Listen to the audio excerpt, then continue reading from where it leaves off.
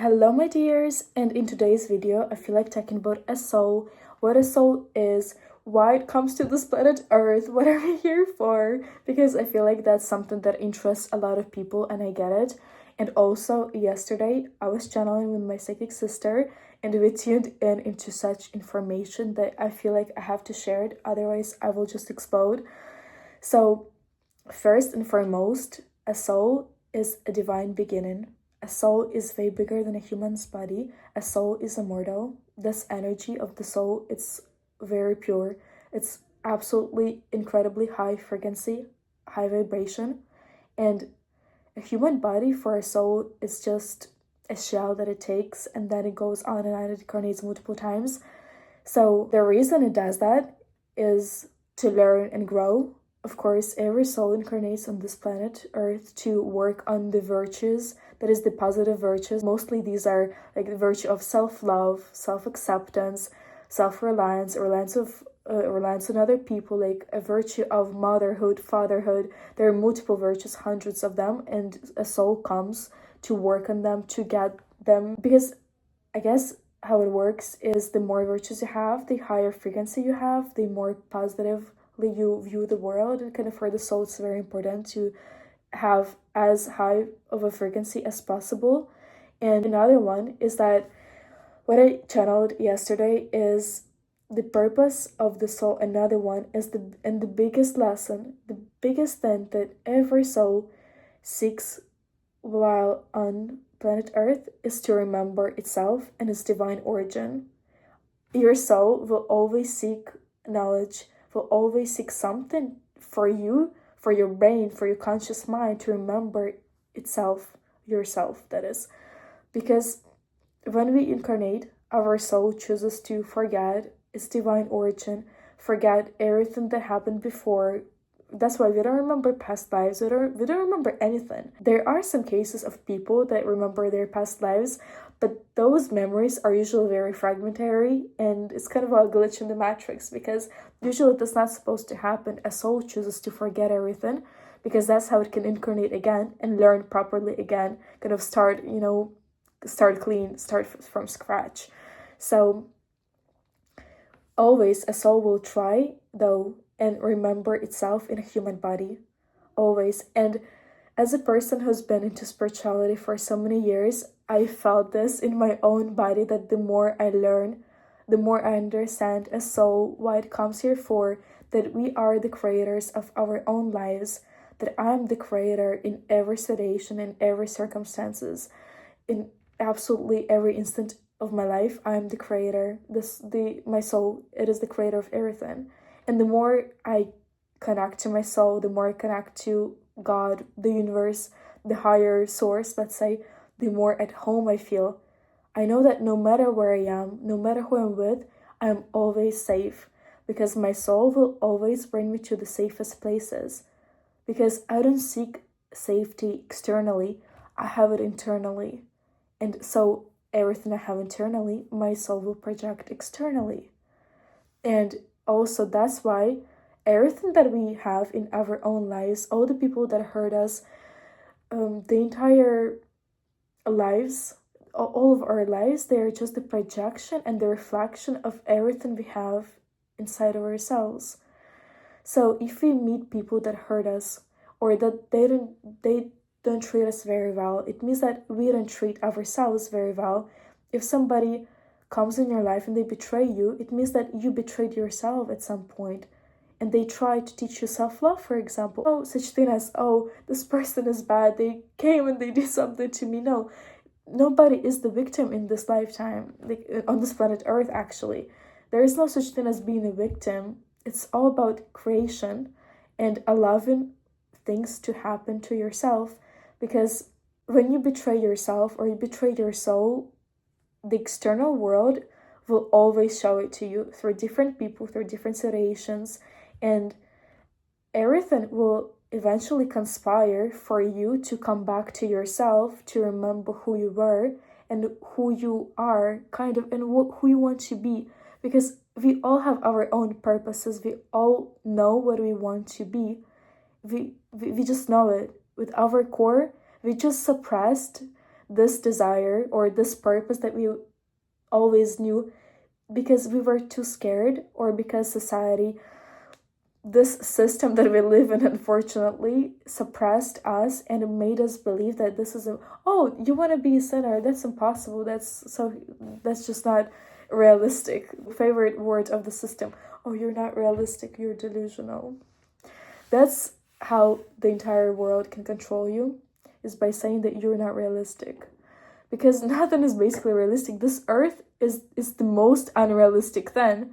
Imagine some planet exists in some Milky Way with perfect conditions, perfect air, water, food, air to breathe. People exist here for millions of years, and we still exist, despite us not being able to discover other planets with the same level of life. Like, this is very unrealistic that we have such a planet, because there is a higher purpose and a higher meaning to us living on this planet. This planet is created for souls to learn. That's it. This planet is...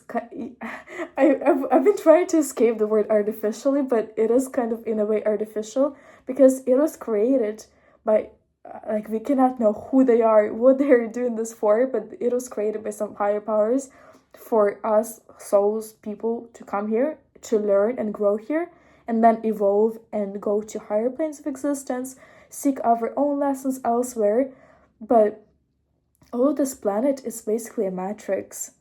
It's all an illusion, because on this planet Earth we have time, and our soul doesn't remember who we are, because we made contracts. Usually a soul has two contracts: a contract of illusion and a contract of time. Two things that are impossible to incarnate with, because a soul cannot remember what it is, of course, because otherwise it will not want to stay in this body on this planet. And of course, time is the biggest illusion, as we know. Time exists on our planet. We count time. Time is the most precious thing in our world, but in reality, time, it doesn't exist. It's a concept in our head. And also our mind, our brain, is programmed to think that this is the only way it can be. Like, I cannot even imagine a world where time doesn't exist. It's very hard.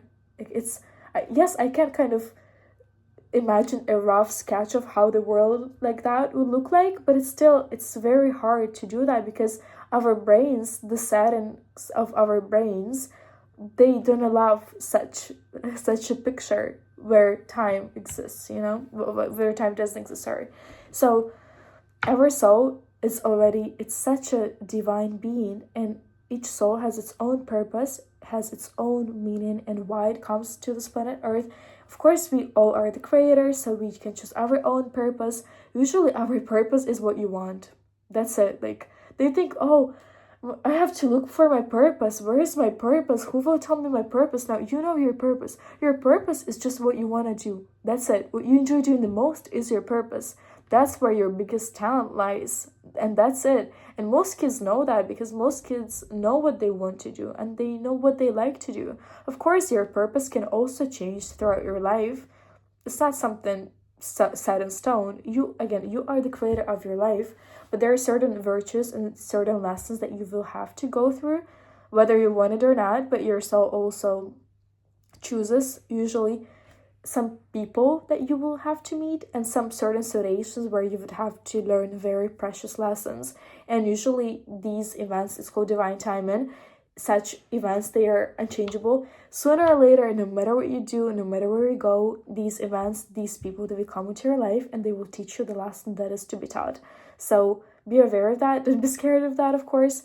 Always remember that no matter what you do, you are the creator of your own life, and every person, every situation is just a mirror for you to learn from and to understand. If somebody triggers you, it's because they have something you don't have and your soul really wants to have it. Or somebody hurts you and you don't understand, oh, why would they do that? Usually, again, it's your soul that tries to learn through other people.